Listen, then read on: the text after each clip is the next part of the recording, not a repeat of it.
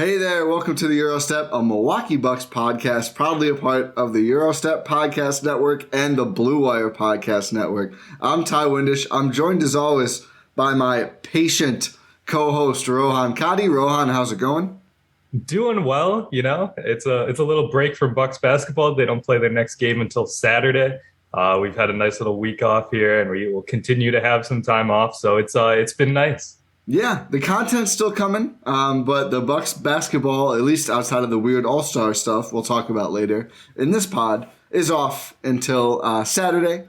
At least their heavy front-loaded schedule / no postponements. Maybe a couple extra days off there. I know some other teams start earlier, but the Bucks off until Saturday when they play the Nets. Hopefully they have Goran Dragic for that game. No news there yet. He has not declared to sign with anyone. We know the Bucks have been in touch. We know the Nets have been in touch. A few other teams are pursuing him. We won't know yet. There's no real reason for him to sign over the next few days because, nobody's home. Everyone's on break. This is NBA summer vacation, basically, outside of the actual summer. But we'll see. Hopefully, fingers crossed. How do you feel about getting Dragic? What's your take right now? I think they have a good shot. I do think they have a good shot. I would really, really like it if they did. He's the top guy in the buyout market. He's the only one that could actually make playoff impact out of everyone who's currently available on the buyout market. So definitely a priority for the Bucks. You think Gary Harris could, but he's probably not getting bought out, it seems, based on latest reporting.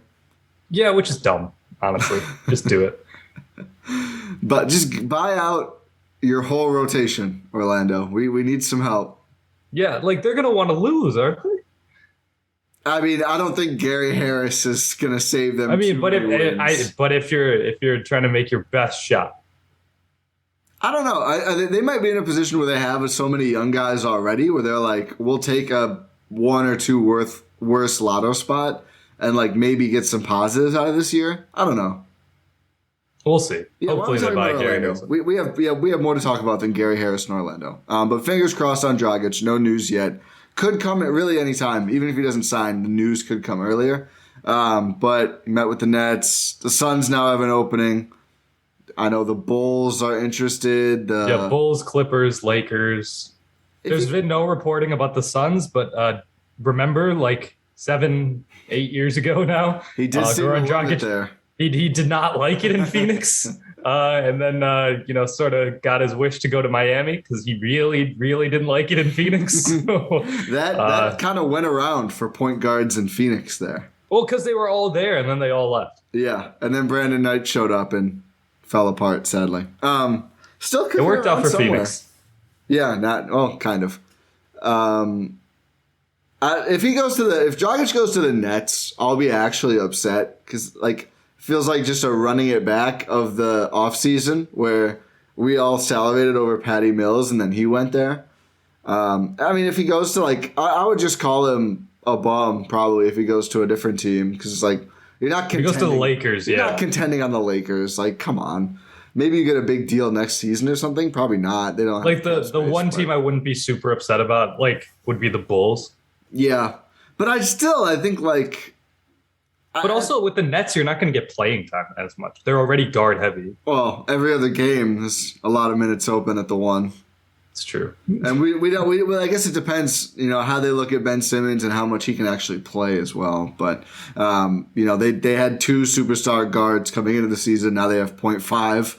So it's funny how things can change pretty quickly for Brooklyn there. But I would just be upset because it's come on, man. But the Bulls, I think it's almost a similar situation to the Bucks where there's less minutes if you're fully healthy, but right now they're not. And if you have to pick one of those two, probably pick the Bucks. Probably pick the one with Giannis and give you the best shot in the postseason. We're going to the Midwest. Might as well go to the better team. Exactly. I don't think we have many Bulls listeners, so I'm happy saying that. Yeah, we'll see. Well, I was thinking you'll find out. I will find out. I am the one who will find out. I was just going to say something nice about Chicago. He'd probably pick Chicago as a city over Milwaukee, but honestly, you can just commute, my guy. A lot of Bulls fans do to watch their team pick up L's at Fiserv. But okay, we're here to talk about non-Dragic stuff. We'll follow up whenever he signs with a new podcast and more.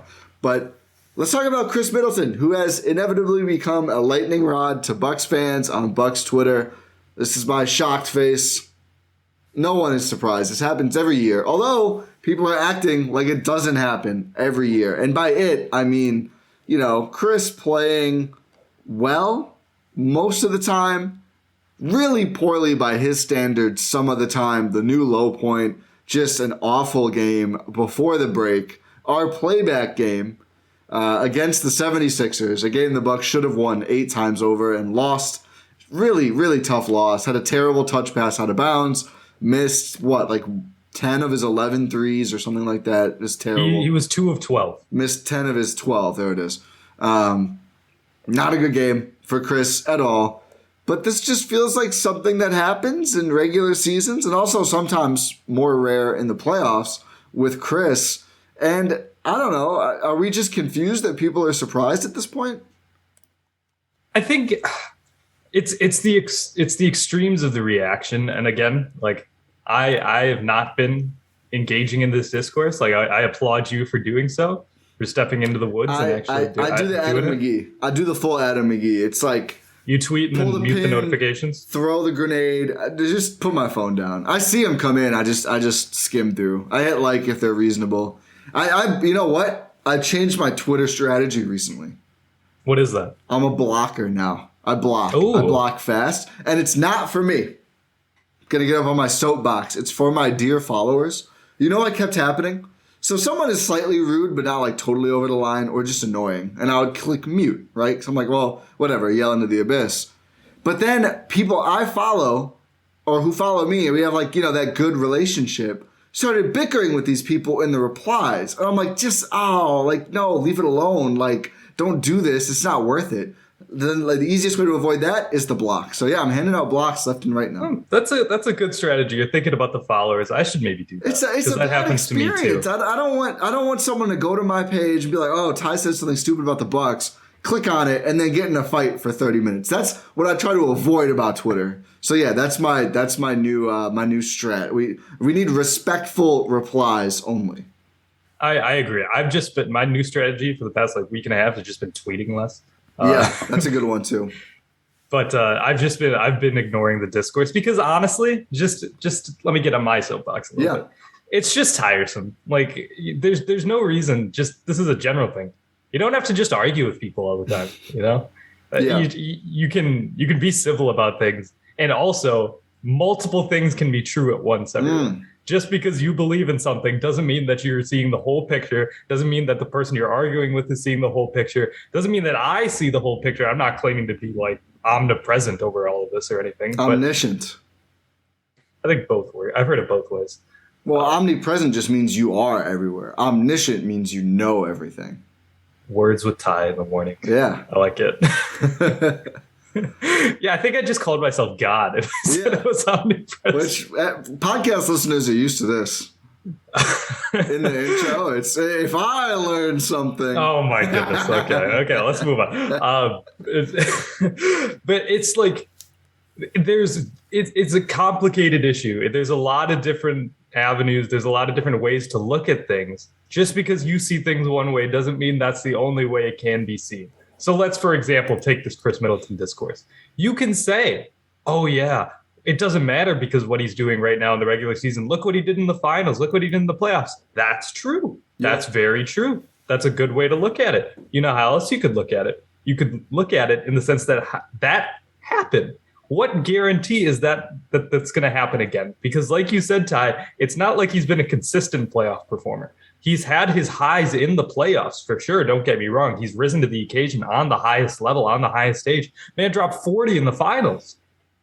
But he's also had stinkers. We talked about this during the playoff run. Yeah. We can't just ignore history just to benefit our points.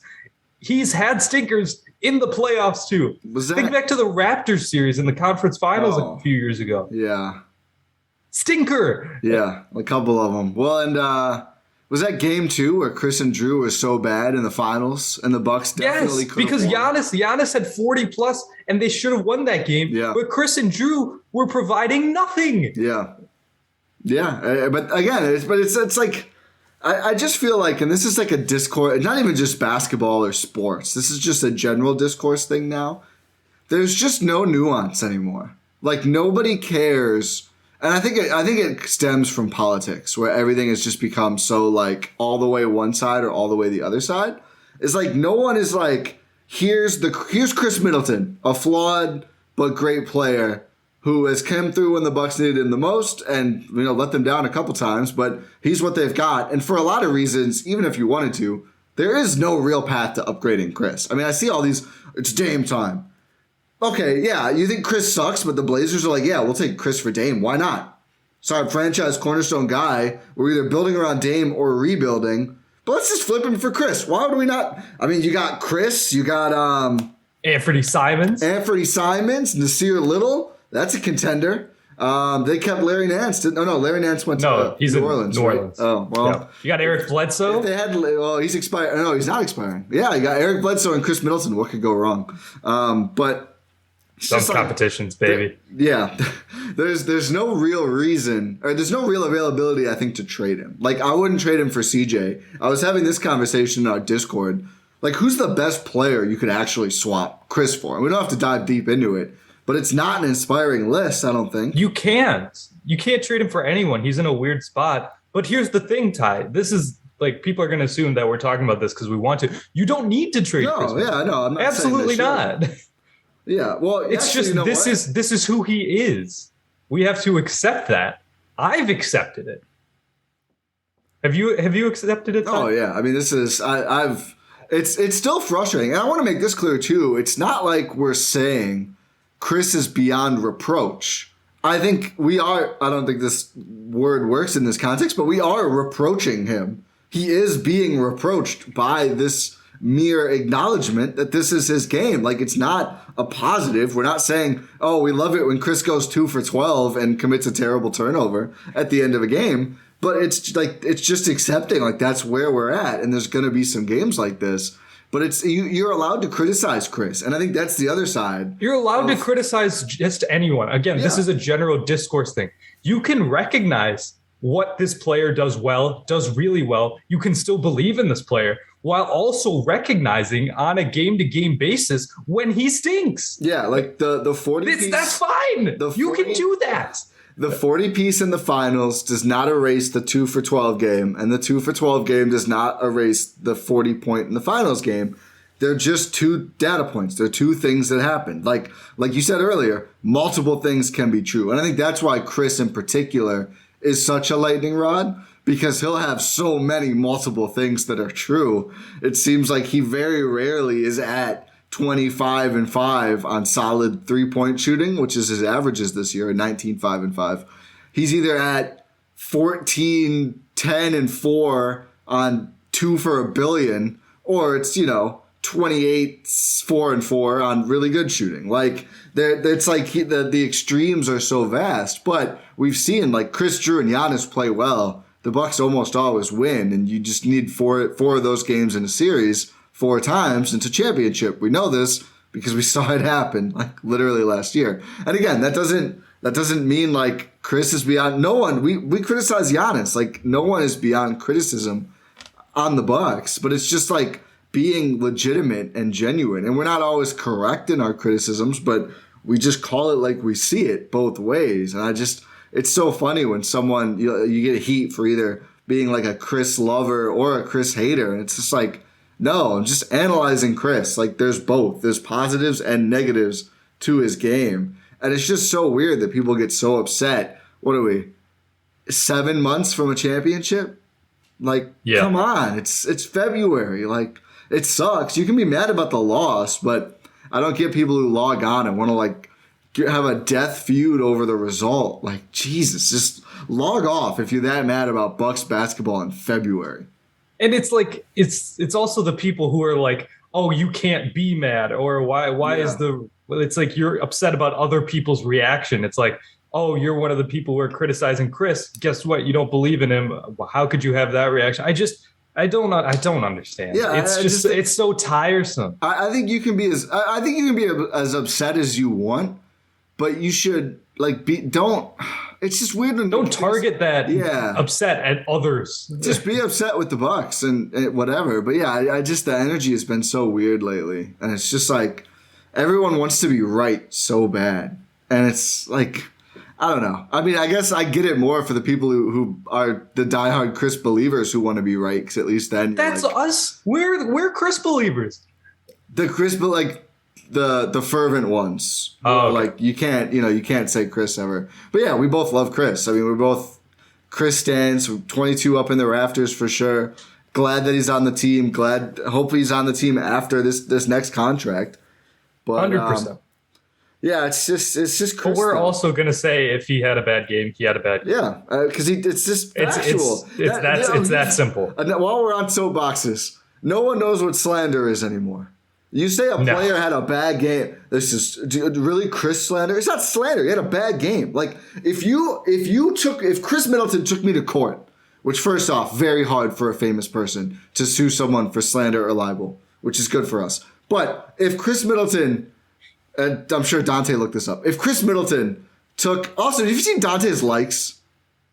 Dante liked the Sixers tweet that said Embiid was the king. Shut up, Dante. You have 100 turnovers. You're shooting 20% from 3 on the Kings as their 6th man. Just stop. Anyway, if Khris Middleton took me to court, said I'm suing Ty Windisch for slander, he said I had a terrible game. You know what I would do? I would pull up the box score and say, Your Honor, 2 for 12 from 3. And he would say, actually, he's right. Like, if you had a bad game, it's not slander. It's actually just facts. Like, you can't win a slander case if the charge is factual. And that it should apply to Twitter. Like, I'm not making personal attacks on Khris. I'm not saying Khris is terrible or whatever else. He had a terrible game. It's a factual thing. And I don't get this weird obsession with, like, you say someone had a bad game, and it's like, I think they're terrible and the Bucks should cut them and eat the cap hit. Like, no, just had a bad game. It happens. It's just, everyone just goes to the extremes. That's just my takeaway. It's not, you don't have to be like that. Gyro Step is for distinguished Bucks watchers. Well, it'll take everyone else through. Yeah, I mean, at least keep listening, even if you're mad. Rate 5 stars. Or hopefully we're just, enlightening you. I said I'm gotta get. Can't help himself. Do we have anything else on Khris? It's just like, oh wait, actually, I did want to wrap with a specific thought. The way I'm at, and I did tweet this the other day, is like upset with some of these performances for sure. Wishing he would play better, more consistently, which maybe we'll see. Maybe that will be the next step for Chris's career. We just haven't seen it yet. But still riding with him through the playoffs and expecting him, when the chips are down, everything's on the table, game 6s, game 7s, that he's going to be there and do enough for the Bucks and Giannis to win. Yeah, I think he will be. I think he'll be there. It's just, again, like we've seen him do it. We've seen him rise up in those situations. I think he'll be just fine. Yeah. Again, this is what happens. But also, he might not be. Which we can look at these seeds that he's planting during the regular season and be like, oh yeah, maybe we were onto something a little bit. Yeah. Who knows? We can't decide until it happens. Yeah, I think he's going to continue to befuddle everyone, and I almost think like make a lot of money in the process. And make a ton of money. Make a ton of money and not care at all about. And by the way, Khris absolutely has no idea what's going on Bucks Twitter. Does not care, which is just great. And I'm sure all these people who are like raging would see 6'8", 6'7", whatever, Khris Middleton in real life and say nothing. But like, can I get a pick, please? Like that's the fun. It's like that Bulls guy who said he was going to run up on Grayson Allen. Yeah. I don't want to talk about Grayson in that. I don't want to talk about that context of Grayson Allen. But okay, we're not going to talk about Grayson Allen because we're going to talk about All-Star, which was over the weekend. We could talk about future All-Star Grayson Allen. I don't know if we can.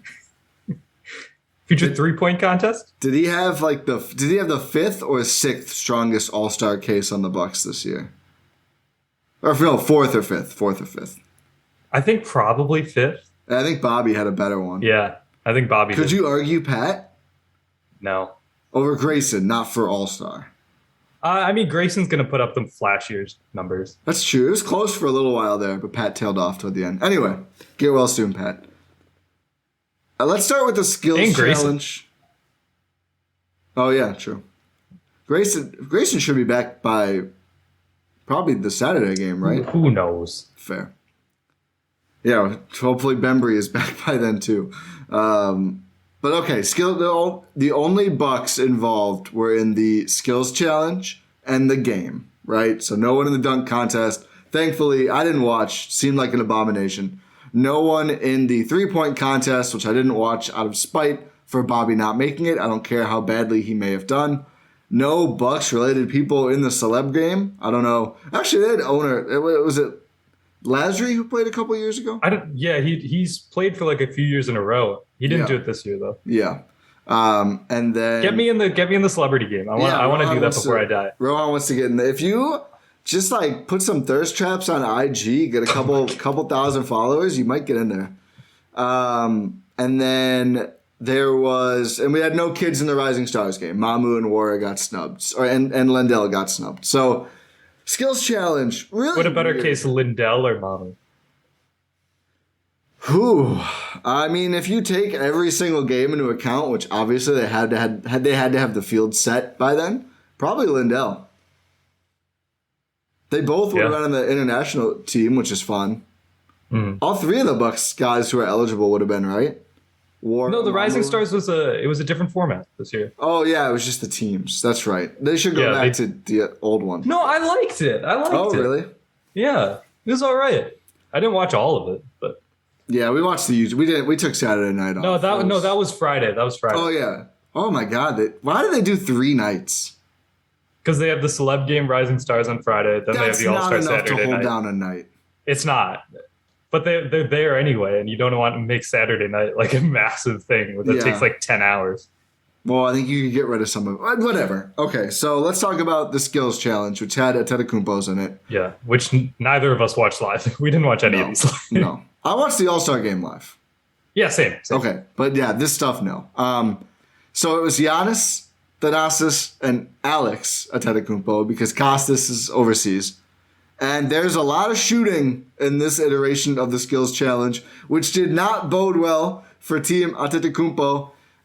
It was really weird. I thought that like only one of there were 3 or 4 challenges, I think, and only one of them the whole team was involved at once, right?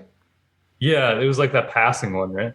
Yeah, there was 2. There was the passing one and then like the gauntlet thing where you had to pass and then run through in a certain amount of time. So it starts with just a shooting contest where only one guy gets to go. And Giannis did it. No, I thought it was just one total. They all got to do it? I think they all got to do it, yeah. Oh, I thought it was just one. Are you sure? Yeah. Oh. Did you see all of them do it on your video or just Giannis? I saw just Giannis, but I saw other highlights later where Thanasis was shooting.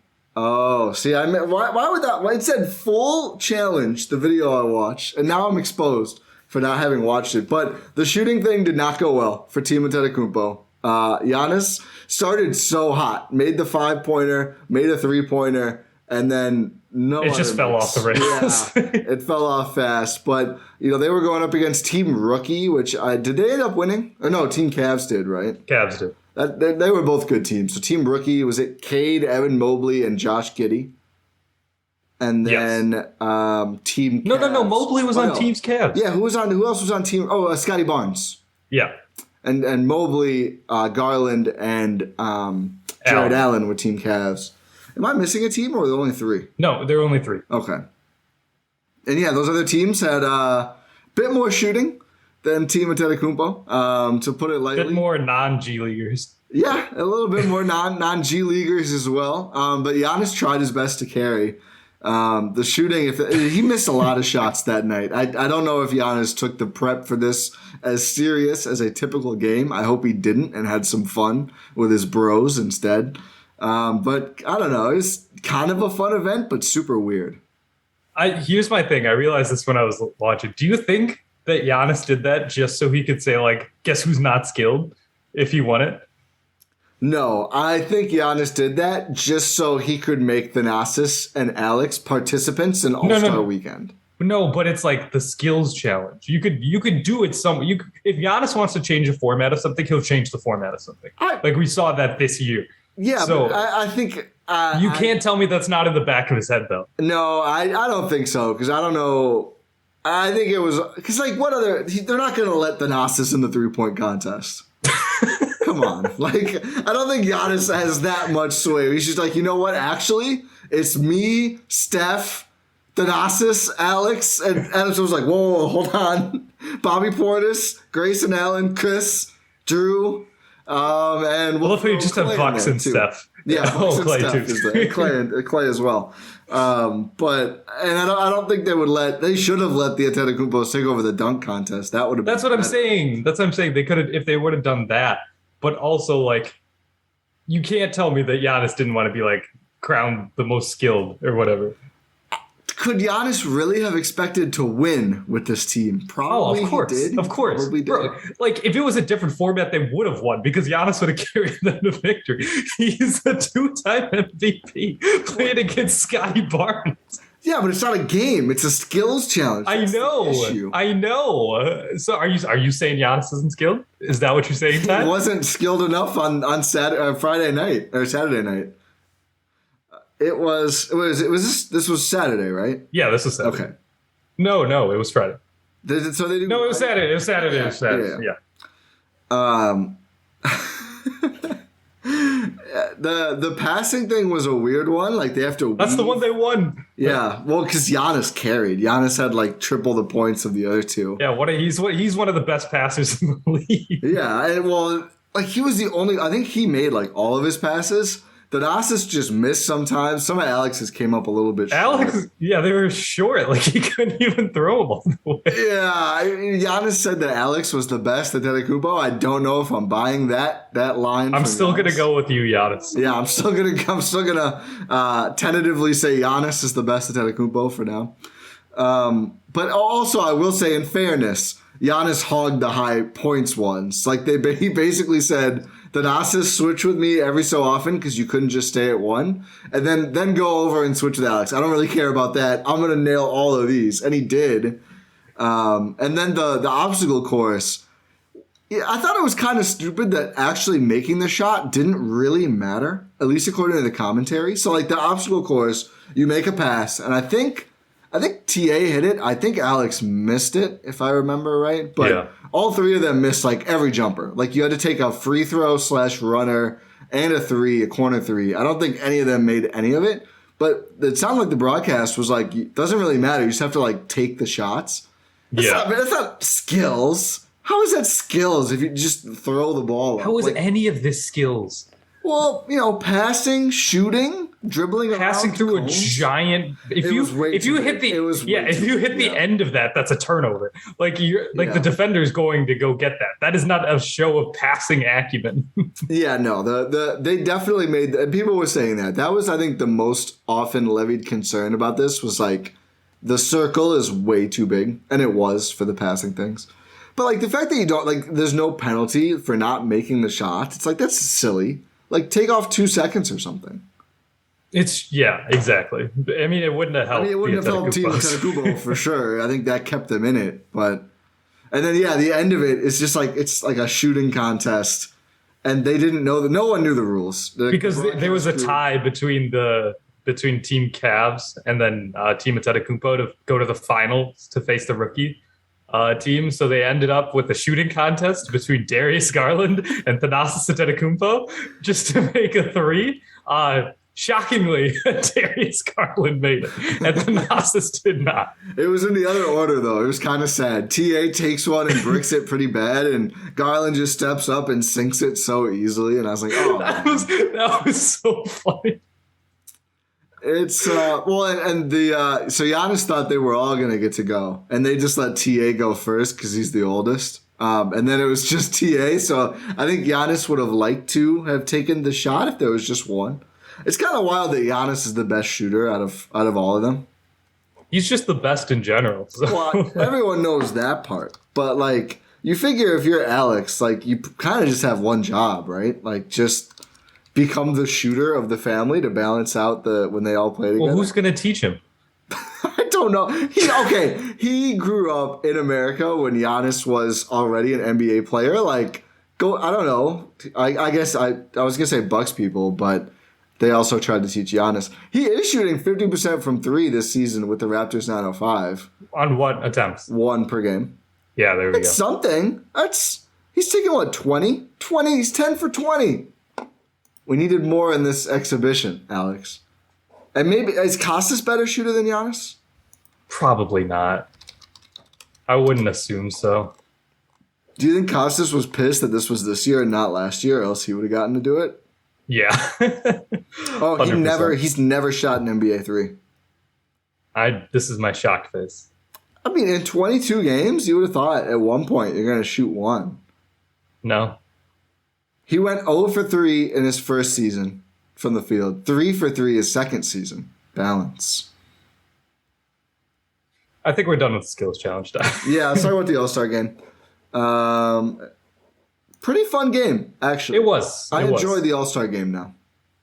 No, it's good. The Elam ending is fantastic. They really saved the game doing that. So you guys know how it works at this point. Do I need to explain it? They go quarter by quarter, and then they add 24 to the leading team score after the third quarter, and there's no clock, no commercials, which is crucial. Whoever gets there first wins. Exactly. So I think Team LeBron, which Giannis was on, and then Team Durant, which Khris was on, and not Kevin Durant. There's just a lot of players missing from both teams. But Team LeBron, as we covered earlier, just a goated team. Although a really close game. It was a very close game, but it's also like an exhibition game. But like Team LeBron was clearly better, and they showed that at the end. But here's the thing. I agree. Team LeBron wins the first quarter. All the quarter scores are hilarious. 47-45. Then Team Durant wins 49-46 the second quarter. Tied third quarter. 25-21 in the fourth. Final score 163-160. Pretty close game, even in that fourth quarter. Kind of because everybody wanted Steph to break more records, and he just could not hit a 3 after getting to 50 points and hitting 16 of his 27 threes. At one point, he was 9 for 10 or something. It wasn't that, but it was something pretty damn ridiculous. So they just funneled him shots for a while in the fourth. And I think he only hit 1 3 in the fourth. But yeah, he couldn't get it. He was 2 points shy of tying Anthony Davis' scoring record in the All-Star game, which, by the way, happened pre-Elam ending. Yeah. So. Yeah, it's harder now for sure. You're basically scoring half as many points in the last quarter as you do in a typical. Yeah, otherwise it would be 200. It would be 200. I will say, though, there were points. I mean, the Giannis fun stuff is fun. Steph getting hot was fun. There are points early in these games where I'm still oh, this is not that fun to watch. First quarter, it's just a layup line. And it's just okay, we don't. You got to do something exciting with it. Ja Morant throwing down the reverse alley-oop. That's fun. Yeah. But Rudy Gobert is just dunk. And Rudy got piled on. I shouldn't. I won't. No, Rudy had a 360. Rudy had a really nice one. He had a couple less nice ones as well. At one point, I remember tweeting it'd be great if Rudy Gobert won All-Star MVP on just 18 of 18 uncontested dunks. That'd be good content. He only had 3 shots in the game, but he was just getting torn up by Draymond, getting booed. Poor Rudy Gobert. No, the funniest part was Draymond. Were you watching the TBS one? I saw the clip. I wasn't watching it. I was watching TBS. Feed. Oh, okay. It was just Draymond was.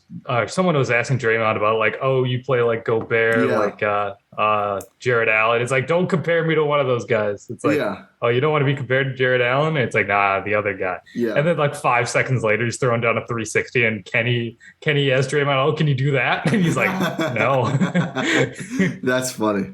Draymond got booed so loudly, and he bowed to start the game. That was awesome. In Cleveland, that was cool. Same with Steph was saying thank you to everyone booing. Steph got All-Star MVP in front of that crowd, so I think he got the last laugh there. But Giannis I was just gonna say I'm so glad they did the Elam ending, because even pre-Elam ending, the fourth quarters were better. Teams tried a little bit harder, But there's way too much of the like just open dunks with no defense, wide open layups, all like that stuff. I mean, it's kind of fun to watch the guys like basically shoot around, but it's not all-star Saturday night main event fun. But then by the end of the game, it's like, okay, they're actually trying. Now it is fun. Trying to an extent, at least. But Giannis, I thought, had another really strong all-star. Giannis is the reason they won that game. I'm sorry, Steph, but you almost lost them the game in the fourth. Giannis won them the game. I think Giannis had the best overall game of anyone in the All-Star game. Again, did not, and I knew he wasn't going to get MVP. And I mean, Steph deserved it. I mean, it's an All-Star game that was fun as hell. Even though he fell off a little bit toward the end, he still put up 50 damn points. Broke the threes record pretty handily. In the third quarter. Broke the record for most threes in a quarter twice in the same game. I think he broke it in the second and then re-broke it in his own record in the third. But he was unconscious. He deserved it. But Giannis, 30 points, 12 boards, 6 assists, 3 steals, 1 block, only 1 turnover, 15 of 21 from the field, 0 for 3 from deep. And he wanted one to fall, too. He did. Each one of them, you could tell. He's like, I need to make a 3. Couldn't do it. But just an awesome overall game. Played a little bit of defense, less than people are used to. But he's such a fun all-star He did player. At the end, though. Did you see it? There was like, he was playing rim protector. There was like a 3v1, and everyone's like, I'm not going in there. Yeah. Well, like he turned a 3-on-1. His volleyball spike of the alley-oop was incredible. It was backhanded. It shows you how much he's evolved as a defender, because it looked like he was going to go up to contest the shot, and he stops at the last second because everyone was throwing these crazy alley-oops, and he basically just handballs it out of there. And I was like, oh my God. Like, it's just... This guy ends in a Luka reverse layup. Like, it's just no one mails it in. Okay, second to Jimmy Butler. No one mails it in more than Luka, which is Jimmy hilarious. Butler is not a fun all-star player. Like, he doesn't play. He just doesn't want to play. He goes out there, gets 2 steals, throws an assist, like, whatever. Like, it's just not... If you're a non-shooting forward who's also not extra explosive, it's really not a fun format. It's not even just like he can obviously put on a show if he wants to. Like he's still a high class NBA athlete. He just doesn't want to. Well, yeah. I mean, it's not his game. The funny thing was Jokic after the game. One of the Denver guys there asked him like, do you like All-Star? And he's like, I don't really know what to do. It's like, because he's so used to like these precise passes through windows and like knowing how the offense moves and like seeing the game. And there's just nothing to see. Like, it's just like there's times he's at the top of the key and everybody else is just like pulling these shots. And he's like waiting to go into a DHO with somebody. Like there was a couple to Giannis where he's just like shovel out to Giannis. And I was like, yo, Joker, you should probably take that shot, man. Like, have some fun here. Yeah. He does end 4 for 5. He nearly had a triple-double despite not knowing what to do. Of course he did. Yeah, he had 10 points, 9 boards, 8 assists in 21 minutes.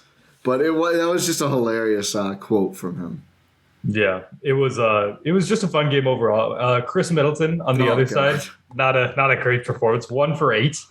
He hit a 3. He had a dunk blocked by Giannis. Yeah. Did you see the quote from Giannis after the game? I did. I didn't know it was Khris. He knew it was Khris. Yes, he definitely did. He looked a little frustrated though, but it's like maybe I believe him a little, but also like of course you definitely wanted to block Chris's dunk. Like, come on, Giannis. Like, you don't have to be humble. Was this the first time we saw them play each other? Yes. Was they in the same team? Because they made the All-Star together twice before this year, right? Yes. I knew they were on the same team and once. Giannis was captain both times. Oh, so yeah, of course he's always gonna. Yeah, that makes sense. But yeah, Khris actually played more than I would have expected. He ends up logging 21 minutes, which is, I know Levine's kind of hurt, but more than Levine, more than Gobert, more than Towns, about as many as LaMelo, who had 22. But DeJounte Murray, who had a really good game, and Devin Booker both played more. No, it was an all-star performance from Khris Middleton. Like, he's gonna take a bunch of shots. Yeah, like, he tried to. Yeah, that's the funny. That's why I will say he's the one who tried to cut backdoor on Giannis. What do you expect? Like, you don't have there's no plays drawn up. He doesn't have to do that. Like, if you are going to try and backdoor cut Giannis while he's around the rim, you should probably know what to expect, Khris. Like, I don't think he's tried to tell the sob story, but I'm not going to buy any sob story because it's like, you kind of know what's going on when you go into his airspace, man. Yeah, like you should know better than anyone else on the court what happens. Like you predicate your entire system defense on Giannis helping backside. And he's like, no, but maybe it'll be different if I go for it. And it was not different. I mean, to be fair, maybe he didn't expect like Giannis to actually try and block it. He's seen him play in All-Star games before, man. Was that the fourth quarter or the third quarter? I think it was the third. It was second half, though. Like, first half, you probably get away with it. Not in the second half. I think Giannis would have tried in the first half. Probably. Can you imagine if Khris yammed it on Giannis, though? Oh, man. Perk would have been on whatever show at the top of the hour just saying, like, Batman, I told you, Batman and Robin. Just as a side note, that Perk State Farm commercial is hilarious. I didn't even see it. Oh, it's like Jake is asking Malika like something about like, how do you guys come up with your takes then if they're not carefully nuanced? So you just see Perk spinning around on a baseball bat, throwing a dartboard, throwing a dart at a dartboard. It's like, oh yeah, Perk, you've done it again. It's like the shot clock isn't real, time is an illusion. Like that's his take for it. It's very funny. Good job. That's a good one. Shout to Perk for being self-aware. One last All-Star game note. Why did Chris Paul play real possessions? I don't know. So if you're not aware, I guess we had real NBA news right before the game. He's got an avulsion fracture. He's going to miss maybe the rest of the regular season. It's 6 to 8 weeks. Playoffs start in 7 weeks. He's going to be reevaluated in 6 to 8 weeks. Could be earlier. We don't know. And they said he's going to log some minutes. So I figure he checks in. Somebody does a take file and he checks out. He played 2 minutes. And 2 minutes obviously is not a lot. But he actually played. Like, he was dribbling. He's going for steals. He's dribbling with one hand. He did layups. Exactly. Like, he tried. Like, what are you doing? Like, that's so silly. Like, you know what I saw? And I don't know if this was before or after the game, but Chris Paul is now number 1 in assists in All-Star game history. Oh, my God. One ahead of Magic Johnson. Oh my goodness! So I don't know Chris if that screenshot was like, I don't know if he came in before. I think he told Draymond he wants to come in, log in, and get 1 assist. He didn't though, so it must have been before.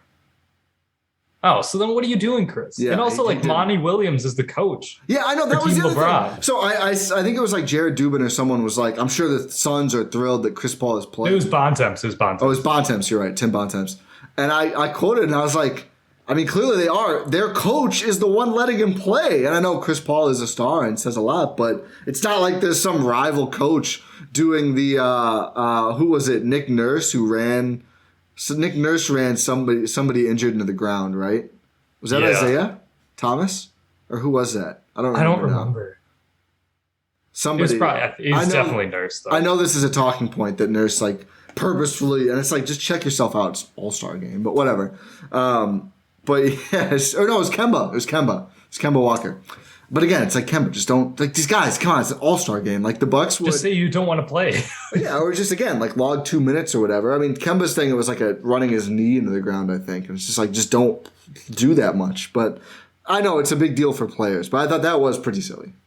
It was stupid. Yeah, I guess the one last All-Star game thing is the NBA 75 celebration was so cool. Yeah, that was very cool. Cool. We'll talk more about that with Adam and Jordan. Yeah. We need our history guys to really dive in there, but it was such a cool moment. Giannis being one of the 75 best players at 27 is still a wild undisputed, by the way, undeniably. Oh yeah, no one. There were a lot of people who various folks had issues with being there. Not one with Giannis. You can't, and it's just incredible. And it was a great moment. Just him getting that moment of shine. You could tell he was taking it into, which is really cool. And that event just in general was so cool. Yeah, Jordan shows up after going to Daytona. It's just is fantastic. He looks like he wants to. The clip of him telling Magic, "Let's go play 1-on-1 right now," and he's deadpan. Oh, he just looks so serious. That was amazing. It's I think it's like it makes up for, and I think the NBA should keep doing this strongly, is like the 75 and all this stuff. It makes up for, in a way, the basketball, not NBA, basketball Hall of Fame, like letting a lot of guys in, which is a problem people have with it. this is a better way to like really acknowledge the greatest of the greats and like getting them together. I didn't expect them to get them together when they first announced this. It was super cool to see, and I hope they continue to do this kind of stuff going forward. Same. It was a really cool moment. But unfortunately, that's all we have today for this episode of the Gyro Step here on the Gyro Step Podcast Network and the Blue Wire Podcast Network. Like we said, we're going to have another pod coming in a few days here with Adam and Jordan, which we'll get into a lot more stuff about. But if you did enjoy the show, make sure you subscribe. Leave a rating on your podcast platform of choice. 5 stars only. Make sure you subscribe to the Substack. gspn.substack.com. Make sure you subscribe to the YouTube Gyro Step Podcast Network on YouTube. Follow us all. Pod Random, go Bucks, and we'll talk to you next time.